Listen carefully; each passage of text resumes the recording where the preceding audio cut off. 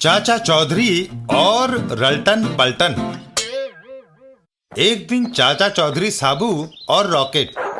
साबू, आओ आज तुम्हें म्यूजियम ले चलें। म्यूजियम में क्या होता है चाचा जी?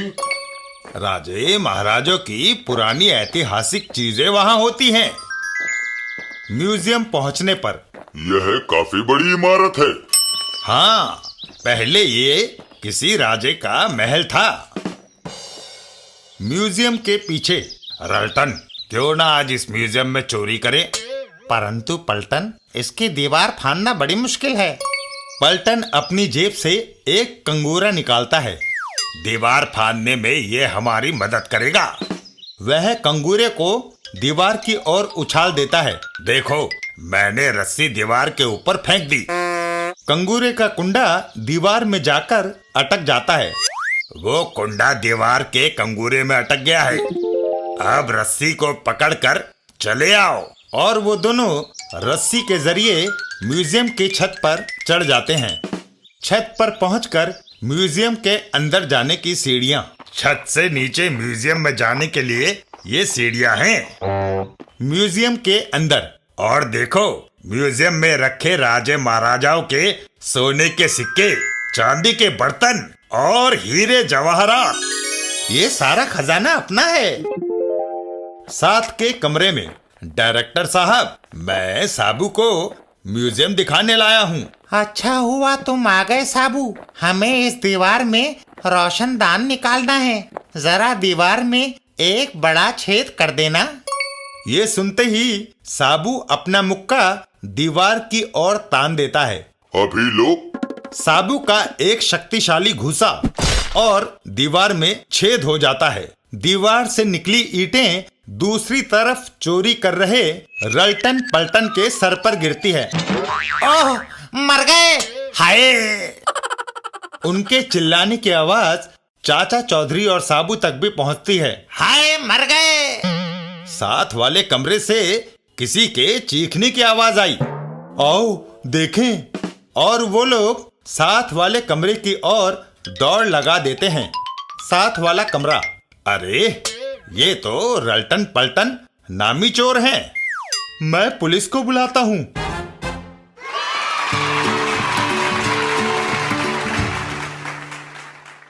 चाचा चौधरी और नए साल का प्रण। नए साल पर चाचा चौधरी और साबू। चाचा जी, नया साल मुबारक हो। साबू, तुम्हें भी। साबू, इस साल नए साल के उपलक्ष्य में हम कुछ प्रण करें ताकि वर्ष भर अच्छे काम ही करते रहें। हम प्रण करते हैं कि हम हमेशा दूसरों की मदद करेंगे। तभी चाची उनकी आवाज सुनकर बाहर निकलती हैं। अरे, तुम्हें हमेशा दूसरों की फिक्र लगी रहती है। कभी मेरी भी मदद की है। भगवान, तुम हुक्म करो। मैं जरा पड़ोस में जा रही हूँ। पीछे से तुम रसोई में सब्जी बनाकर रखना। हैं? और साबू, तुम जाकर रेत लेकर आओ। मकान की मरम्मत के लिए चाहिए। इतना कहकर चाची वहां से चली जाती है। चाची के जाते ही मैं चला सब्जी पकाने। और मैं रेत लेने। किचन में चाचा चौधरी। चौधरी, एक काम बचा था बावर्चीगिरी का, वो भी आज तुमने कर लिया। तभी चाचा चौधरी को कुछ याद आता है। अरे, इस समय तो टीवी पर क्रिकेट टेस्ट आ रहा होगा। जब तक सब्जी बनती है, क्यों ना टीवी देखा जाए। और चाचा चौधरी टीवी खोलकर क्रिकेट टेस्ट देखने के लिए बैठ जाते हैं। गावस्कर ने ड्राइव किया, गेंद बाउंड्री लाइन के पार, 4 रन। 3 घंटे बाद जब चाची वापस आती है। क्या सब्जी बन गई? सब्जी? किचन में चारों तरफ काला धुआं होता है। सारी सब्जी जल गई। सत्यानाश! तभी साबू वहां आ जाता है। चाची, मैं रेत ले आया। कहाँ डालूं? मेरे सर पर। और बेचारा साबू सारी रेत चाची के ऊपर डाल देता है। ओह! चाचा चौधरी, रॉकेट, उस रेत के नीचे तुम्हारी चाची दबी है। जब मैं और साबू चले जाएं तो उसे निकाल देना। उनके जाते ही रॉकेट चाची को रेत में से निकालने लगता है। एक बार घर वापस आ जाए बस।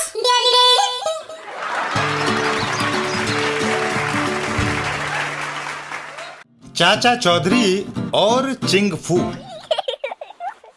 डाकू गोबर सिंह का जापानी दोस्त चिंग फू। गोबर सिंह, तुम परेशान दिखता। चाचा चौधरी और साबू ने नाक में दम कर रखा है। तुम उनको पकड़कर इधर क्यों नहीं लाता? अरे चिंगफू, उनको पकड़कर लाने की सारी कोशिशें नाकाम रही। तुम्हारा तरीका गलत। अगर तुम चाची को पकड़ कर लाता तो चाचा चौधरी और साबू अपने आप इधर आता। अरे वाह चिंगफू, तुम जापानियों का दिमाग सचमुच बड़ा तेज होता है। गोबर सिंह, तुम यहीं ठहरता, हम उन दोनों को लाकर तुम्हारे कदमों में डालता। इतना कहकर चिंगफू वहां से चल देता है। कुछ दूरी पर चाची। अच्छा बहन, अब मैं घर चलती हूँ। तुम्हारे चाचा और साबू घर आते होंगे, उनके लिए खाना पकाना है। इतना कहकर चाची अपने घर की तरफ चल देती है। यकायक चिंगफू उनको घेर लेता है। ठहरो, तुम हमारा कैदी। एक भी कदम आगे बढ़ा तो हम शूट कर देता। इधर चाचा चौधरी और साबू। साबू, क्या देख रहे हो? दूर कोई आदमी एक महिला पर बंदूक ताने खड़ा है, हमें उसकी मदद करनी चाहिए चाचा जी। वो दौड़कर घटना स्थल की तरफ आते हैं। अरे ये तो चाची है। आओ साबू, तुमको और चाचा चौधरी को गोबर सिंह के पास अभी चलने को मांगता, नहीं तो। साबू को गुस्सा आ जाता है। छछुंदर, मैं तुझे कुचल दूंगा। साबू, उधर तुमने गड़बड़ किया, इधर हमने चाची का खोपड़ा उड़ाया। तभी रॉकेट एक उछाल भरता है और चिंगफू की कलाई अपने मुंह में दबा लेता है। ओह! साबू चिंगफू को उठा लेता है अब बोलो चिंगफू। और उसे आसमान में जोर से उछाल देता है। डाकू गोबर सिंह। चिंगफू, तू तो खुद ही बैरंग लिफाफे की तरह वापस चला आया।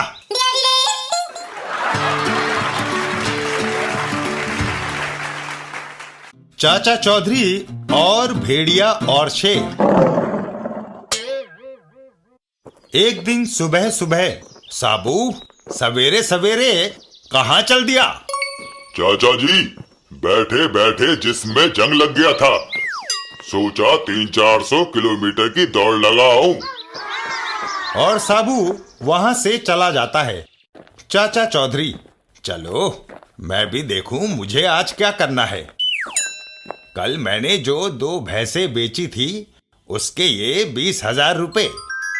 आज इनको बैंक में जमा करवाना है। बाहर झगड़ू ठग।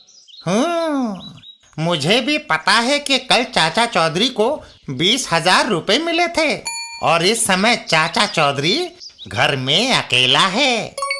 मैं ये भेड़िए की खाल पहनकर मकान के अंदर जाता हूँ। चाचा चौधरी मुझे भेड़िया समझकर डर जाएगा और भाग खड़ा होगा। पीछे से मैं सारी रकम लेकर चंपत हो जाऊंगा। झगड़ू भेड़िए का मुखौटा मुंह पर पहनता है। कुछ दिन अपने आराम से कट जाएंगे। झगड़ू भेड़िए के रूप में घर के अंदर घुसता है। घर के अंदर से एक आवाज आती है, ओह, बचाओ! और झगड़ू दौड़ता हुआ बाहर आता है। बचाओ! पर शेर उसका पीछा नहीं छोड़ता। यहाँ तो लेने के देने पड़ गए। आखिरकार झगड़ू हार मान लेता है और अपना मुखौटा उतार देता है। शेर जी, मुझे माफ कर दो, मुझे मत खाओ। मैं असली भेड़िया नहीं, नकली हूँ। शेर भी अपना मुखौटा उतार देता है। जाओ, माफ किया है।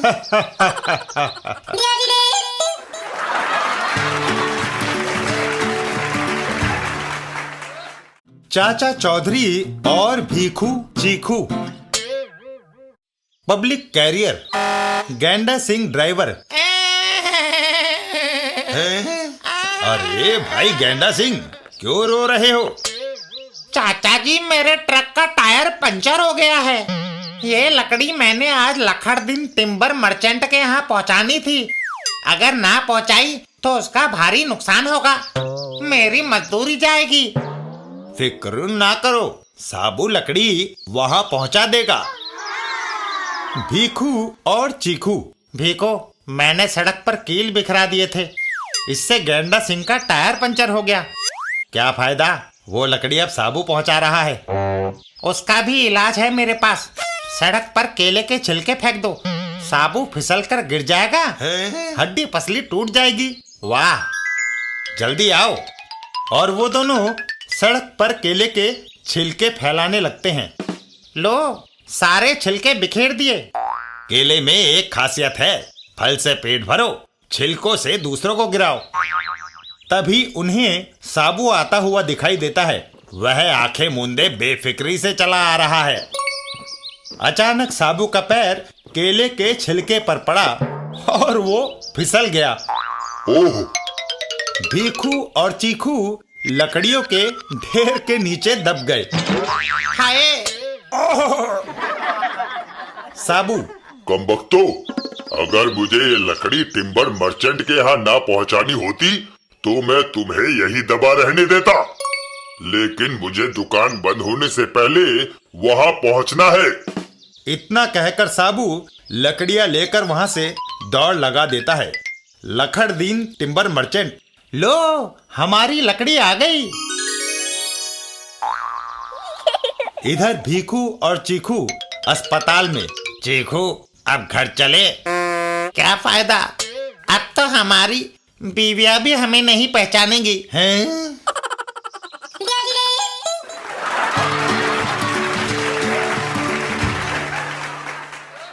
चाचा चौधरी और अंतरिक्षी फुटबॉल।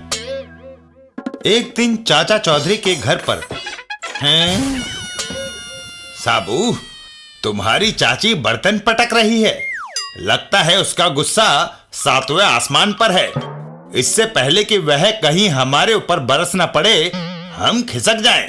इतना कहकर चाचा चौधरी वहां से दौड़ लगा देते हैं और साबू भी उनके पीछे पीछे दौड़ जाता है। कुछ दूर जाने पर, चाचा जी, वो देखो, सामने एक फुटबॉल पड़ी है, आओ खेले। साबू आगे बढ़कर उस फुटबॉल पर एक किक जमाता है। फुटबॉल जमीन पर उछलती हुई दूर चली जाती है। तभी चाचा चौधरी चौंक जाते हैं। साबू, देखो कितनी अजीब बात है, जहां जहां वह फुटबॉल गिरी वहां वहां गहरे गड्ढे हो गए हैं। तभी उस गेंद में से आवाज आती है। बेवकूफो, जिसे तुम फुटबॉल समझ रहे हो वो अंतरिक्ष का जीव है। मैं शशांक हूँ, मुझ में सारी चीजों को नष्ट करने की शक्ति है, अभी देखो। इतना कहकर शशांक एक इमारत की ओर उछला और शशांक के गिरते ही वह इमारत ढेर हो गई। ओह, वह तो सचमुच बड़ा खतरनाक प्राणी है चाचा जी। इधर शशांक। अब मैं पृथ्वी की सारी इमारतों जैसे Taj Mahal, Lal Qila, parliament, Eiffel tower, Buckingham palace, Kremlin, white house, UN building को गिरा दूंगा। कमबख्त, इससे पहले मैं तेरे ऊपर पेट्रोल छिड़क कर आग लगा दूंगा। साबू उसके ऊपर पेट्रोल छिड़क देता है और साबू उस पेट्रोल को आग दिखा देता है। लेकिन थोड़ी देर में आग बुझ जाती है, पर शशांक का कुछ नहीं बिगड़ता। साबू, इस पर आग, गोली या तलवार कुछ असर नहीं करेगी। तुम्हें याद है, तुमने उसे किक मारी थी और तुम्हारे पैर का कुछ नहीं बिगड़ा। इसका मतलब है इस अंतरिक्षी फुटबॉल का इंसान की चमड़ी पर कुछ असर नहीं होता। मैं समझ गया चाचा जी। साबू ने लपक कर शशांक को उठा लिया और फिर उसे आसमान में ऊंचा उछाल दिया। शशांक सीधा नीचे आकर साबू के सिर पर गिरा और उसके टुकड़े टुकड़े हो गए। वह अपने आप को बड़ा फन्नेखा समझता था।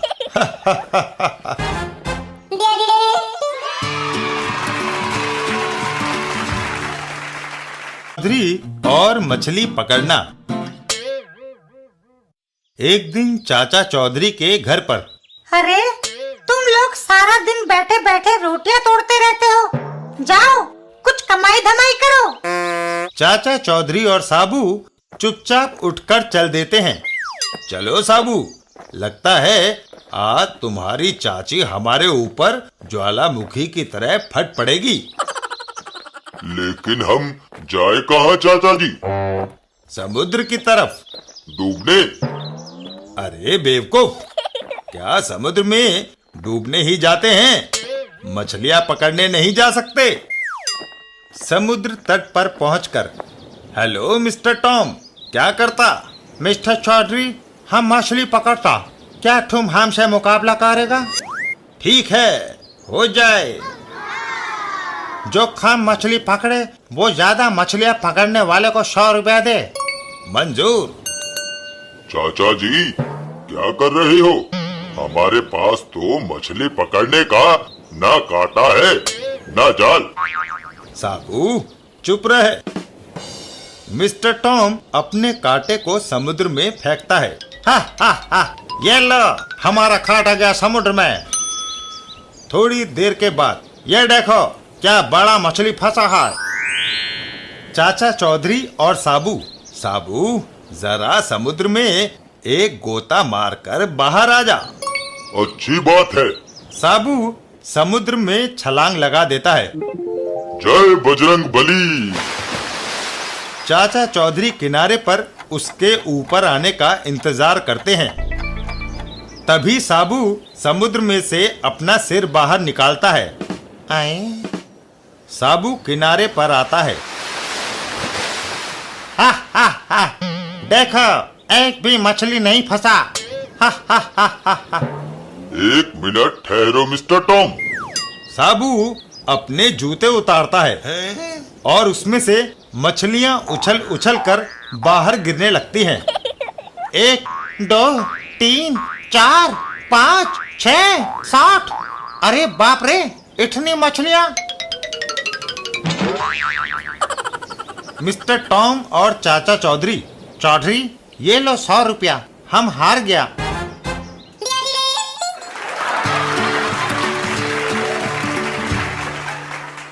चौधरी और लाजवाब फोटो। एक दिन शहर में एक जगह है। अरे फोकट, ये चाचा चौधरी का बूथ क्यों पकड़ा हुआ है? चौखट, मैंने एक मजेदार योजना चाचा चौधरी को छकाने के लिए बनाई है। ये एक गुप्त फव्वारा है।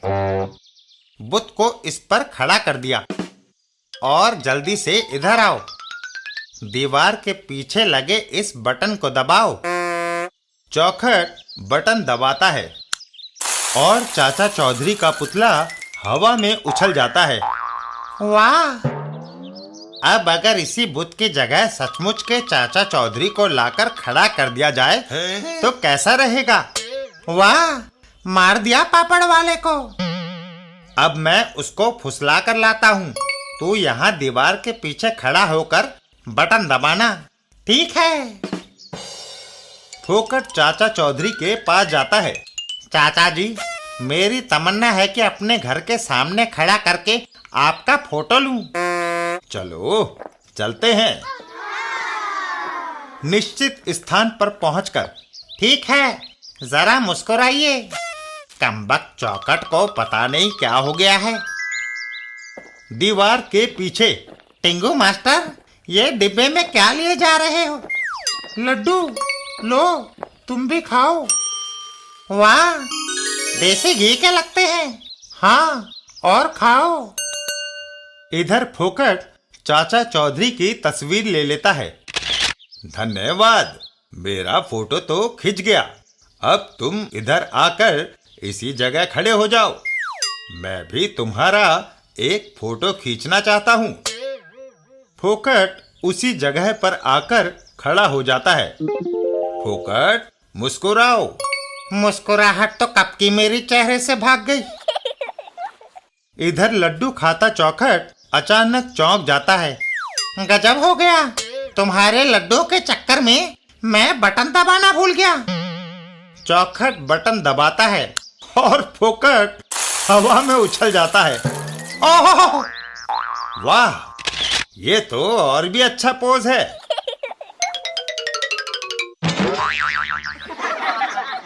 फोकट, तुम मेरा फोटो दिखाओ या ना दिखाओ, परंतु अपना जरूर दिखाना। हाय,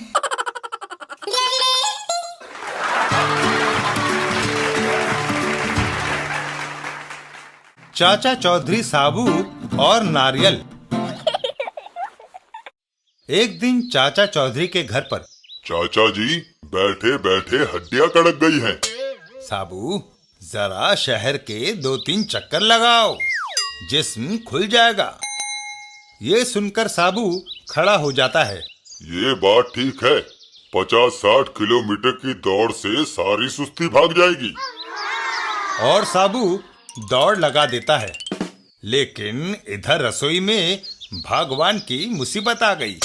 जब साबू लंबी दौड़ लगाकर आएगा तो दुगना खाएगा। वहां से थोड़ी दूरी पर अप्पू और गप्पू।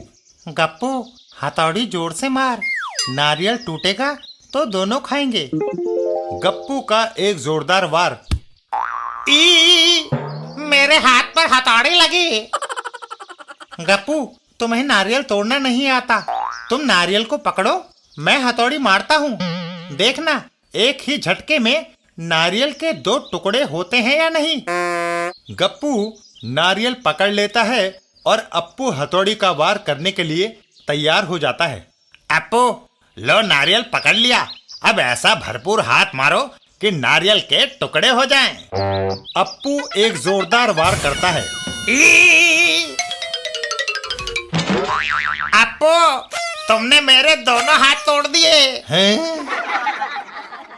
तभी उन दोनों की नजर दूर से आते साबू पर पड़ती है। गप्पू, नारियल तोड़ने का एक और भी तरीका है। साबू, सड़क पर मैं मोबिल ऑयल फैला देता हूँ। साबू फिसलेगा और नारियल पर गिरेगा। नारियल अपने आप टूट जाएगा। ऐसा कहकर अप्पू सड़क पर मोबिल ऑयल फैला देता है और गप्पू नारियल सड़क पर रखकर एक तरफ खड़ा हो जाता है। साबू वहां से गुजरता है और फिसल जाता है। ओह, और फिर बचाओ! हैं? आई!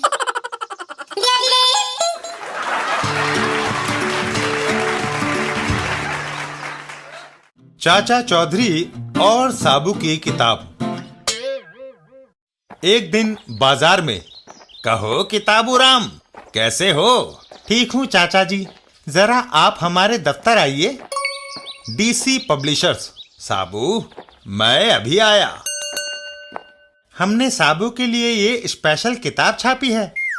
इसमें बीमारियों के इलाज के आसान तरीके लिखे हैं। ये साबू के लिए उपयोगी सिद्ध होगी। यह बहुत भारी है, इसे साबू ही उठाएगा। मैं साबू को बताता हूँ। चाचा चौधरी बाहर की ओर चल देते हैं। साबू, प्रकाशक किताबू राम ने तुम्हारे लिए एक किताब छापी है, उसे ले लो। कोई अच्छी किताब लगती है चाचा जी? साबू किताब को उठा लेता है। वाह, इसमें तो जुकाम से लेकर हड्डी टूटने तक को ठीक करने के तरीके लिखे हैं। लपट और झपट 2 बदमाश। लपट, क्यों ना उस लंबू से किताब छीन ले। झपट, अपने किस काम की? अपन तो अनपढ़ हैं। बेवकूफ, इतनी मोटी किताब रद्दी में ही 30-40 रुपए की बिक जाएगी। आओ। और वो दोनों चल देते हैं। साबू के पास पहुंचकर, लंबू, किताब इधर दो, नहीं तो। लेकिन ये मुझे प्रकाशक ने भेंट की है। मैं चू चपड़ सुनने का आदी नहीं हूँ। साबू किताब को उन दोनों के ऊपर उछाल देता है। नहीं मानते तो लो। ओह! बचाओ! साबू किताब को उठा लेता है। हाय, मेरी गर्दन में मोच, मेरी कमर टूट गई। गर्दन की मोच और कमर के दर्द के लिए लिखा है चूना लगाओ और गरम तेल की मालिश करो।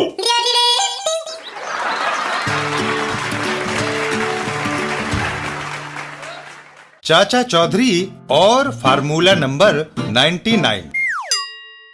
एक व्यक्ति लकड़ी काट रहा होता है। इसके 2 टुकड़े करने हैं। वह एक जोरदार वार लकड़ी के लट्ठे पर करता है, मगर उसकी कुल्हाड़ी फंस जाती है। ओह, कुल्हाड़ी फंस गई। तभी चाचा चौधरी वहां से गुजरते हैं। ढोलू, तुम्हारा मुंह क्यों लटका हुआ है? चाचा जी, मुझे लकड़ी के 2 टुकड़े करने थे, टुकड़े तो हुए नहीं, कुल्हाड़ी और फंस गई। ढोलू, लकड़ी के 2 टुकड़े करने हैं तो साबू के पास जाओ और उससे कहो कि फार्मूला नंबर 99 अपनाए। इतना कहकर चाचा चौधरी और रॉकेट वहां से चल देते हैं। Formula number 99? ठीक है, वैसे भी लकड़ी नहीं कट रही, यही करते हैं। वो आदमी साबू की ओर दौड़ लगाता है। साबू, साबू, लकड़ी के 2 टुकड़े करने हैं। चाचा चौधरी ने तुम्हें फार्मूला नंबर 99 अपनाने को कहा है। साबू चौंक जाता है। नंबर 99? ढोलू, लगता है चाचा जी ने तुझे भूल से गलत फार्मूला बता दिया है। क्यों साबू, अगर ये लकड़ी काटने के लिए नहीं है तो फार्मूला नंबर 99 किसके लिए है? साबू ढोलू को एक जोरदार किक जड़ देता है। इसके लिए। ढोलू हवा में उड़ता हुआ जाता है और सीधा अपने कुल्हाड़ी पर गिरता है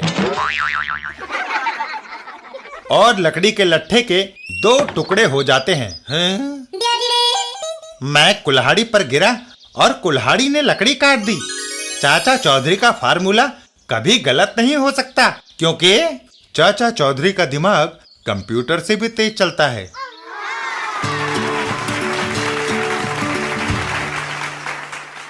चाचा चौधरी और साबू काले टापू पर। एक टैक्सी बड़ी तेजी से हवाई अड्डे की तरफ भागी जा रही थी। अरे भाई, और तेज चलाओ, मेरा हवाई जहाज छूटने में सिर्फ 10 मिनट रह गए हैं। बादशाहो, उन्हें पहुंचाए देने आ। तभी सत्यानाश, होने एयरपोर्ट नहीं पहुंच सकते, टायर पंचर हो गया है। चाचा चौधरी और साबू। साबू, किसी के रोने की आवाज आ रही है। विलायती राम, मुफ्त का बाजा क्यों बजा रहे हो? मैंने टोक्यो की फ्लाइट पकड़नी थी, टैक्सी का टायर फिस हो गया। अब क्या करूं? जहाज 2 मिनट में ही उड़ने वाला है। विलायती राम, फिक्र ना करो, जहाज यहाँ से ही गुजरेगा। साबू तुम्हें आसमान में उछाल कर जहाज पर बैठा देगा। ये बात ठीक है। तभी आसमान में जहाज दिखाई देता है। साबू, वो जहाज आ रहा है, जल्दी मुझे बैठा दो। साबू विलायती राम को उठाकर घुमाने लगता है जय बजरंग बली और जहाज की तरफ छोड़ देता है। साबू। याहू! विलायती राम जहाज के ऊपर बैठ जाता है। वाह, साबू सचमुच बड़े काम का आदमी है। विलायती राम और पायलट, अरे आपने कहाँ जाना है? टोक्यो। पर ये जहाज तो नैरोबी जा रहा है। टोक्यो की फ्लाइट तकनीकी कारणों से कैंसिल हो गई। मर गए? अरे जहाज को रोको। अब ये नहीं रुक सकता। मैं छतरी से उतर जाता हूँ। कमाल है। विलायती राम अपनी छतरी खोलकर जहाज से कूद पड़ता है और जल्दी ही जमीन पर आ पहुंचता है।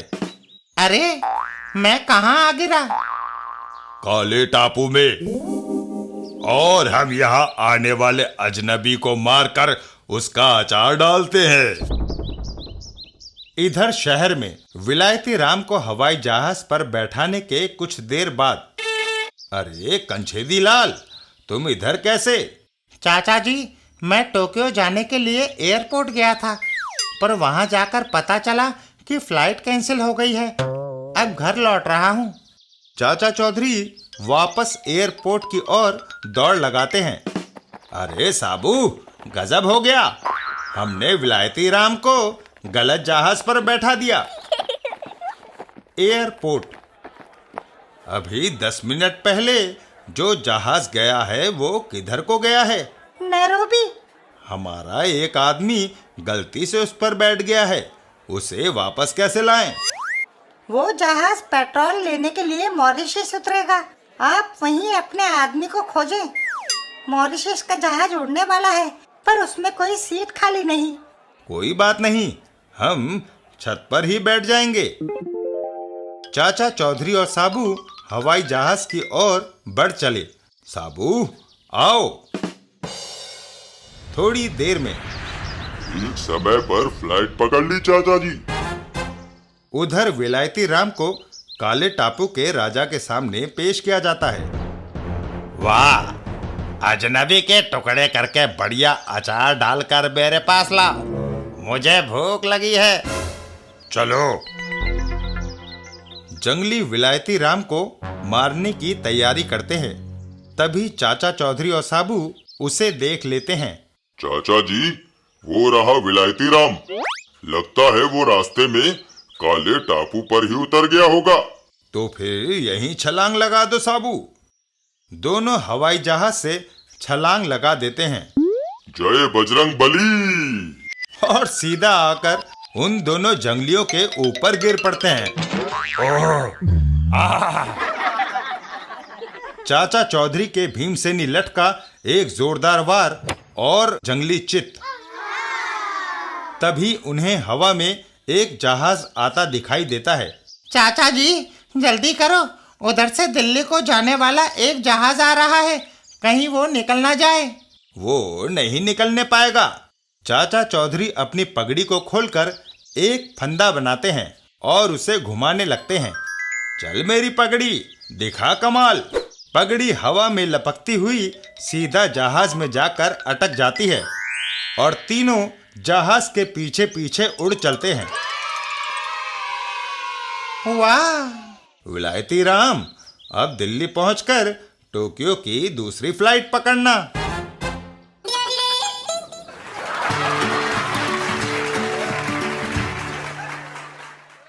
चाचा चौधरी और सहारा रेगिस्तान। चाचा चौधरी सहारा के रेगिस्तान में। चाचा जी, ये रेगिस्तान कब खत्म होगा? कोई पता नहीं, ये दुनिया का सबसे बड़ा रेगिस्तान है। बस चलते ही जाओ साबू।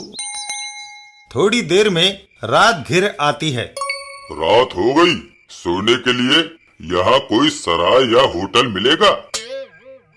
साबू, ये बंबई या पेरिस नहीं, रेगिस्तान में जहाँ रात हुई वहीं सो गए। दिन भर के थके हुए चाचा चौधरी और साबू वहीं रेत पर पड़कर सो जाते हैं। रात को रेत उड़ उड़ कर साबू और चाचा चौधरी पर इकट्ठी होने लगी। अगले दिन सुबह जब सूरज निकला तो वे पूरी तरह से रेत में दब चुके थे। थोड़ी दूरी पर, बाप रे, रेगिस्तानी डाकू, मेरा सामान मत लूटो, रहम। चुप! इतना कहकर उस डाकू ने गोली चलाकर उस राहगीर को मार डाला। गोली की आवाज से चाचा चौधरी की आंख खुली। ओह, गोली चलने की आवाज। साबू! तभी वो डाकू चाचा चौधरी के पास आ धमका। यहाँ एक और मुर्गा बैठा है, तुम्हारा सामान कहाँ है? इस रेत के टीले के नीचे, निकाल लो। डाकू उतर कर रेत के टीले पर चढ़ जाता है। काफी ढेर सारा माल लगता है। तभी रेत में से साबू बाहर निकलता है और एक जोरदार घूसा डाकू के जड़ देता है। ओह, ये क्या? और डाकू हवा में उड़ता हुआ जाकर पिरामिड में धंस जाता है। साबू वह जाकर पिरामिड में गड़ गया।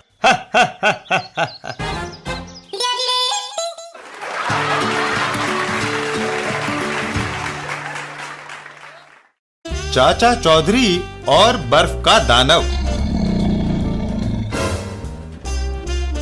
एस्किमो लोगों का प्रदेश उत्तरी ध्रुव, जहां चारों तरफ बर्फ जमी रहती है और साल में 6 महीने तक सूरज नहीं दिखता। एस्किमो बच्चे बर्फ की गेंद बनाकर खेल रहे थे। तभी बर्फीले पहाड़ों के पीछे से बर्फीला दानव, भागो, बर्फीला दानव। सभी बच्चे भाग निकले, पर बर्फीले दानव ने 2 रेनिडियर पकड़ लिए और उत्तरी ध्रुव के पशुओं को निगलकर बर्फीला दानव वापस चल दिया। इसी तरह वह हर रोज आता और रेनिडियरों को पकड़कर खा जाता। तब सारे एस्किमो इकट्ठे हुए। रेनिडियर हमारा उपयोगी पशु है, हमारी स्लेज खींचता है, उसकी खाल के हम कपड़े पहनते हैं। अगर बर्फीला दानव उन्हें यूं ही खाता गया तो एक दिन सब खत्म हो जाएंगे।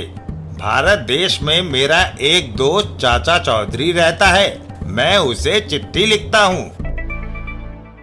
इधर भारत में साबू उत्तरी ध्रुव से मेरे दोस्त फोजो की चिट्ठी आई है, हमें तुरंत वहाँ पहुँचना है। उत्तरी ध्रुव पहुँचकर चाचा जी, वह दानव आगे बढ़ रहा है, क्या मैं उसकी गर्दन मरोड़ दूं? साबू नहीं साबू, उसे इस पत्थर पर खड़े रेनिडियर को उठाने दो। बर्फीले दानव ने रेनिडियर को पकड़ लिया और तभी वह हड़बड़ा गया। बर्फीला दानव जमीन पर गिर पड़ा और रेनिडियर उसके ऊपर गिर पड़ा। कुछ ही देर में बर्फीला दानव गलकर पानी बन गया। वह टीन का बना हुआ रेनिडियर का पुतला था, जिसे मैंने गर्म करके खड़ा कर दिया था। बर्फीला दानव बर्फ का बना था, इसलिए गर्म पुतले ने उसकी सारी बर्फ गला दी। चाचा चौधरी का दिमाग कंप्यूटर से भी तेज चलता है।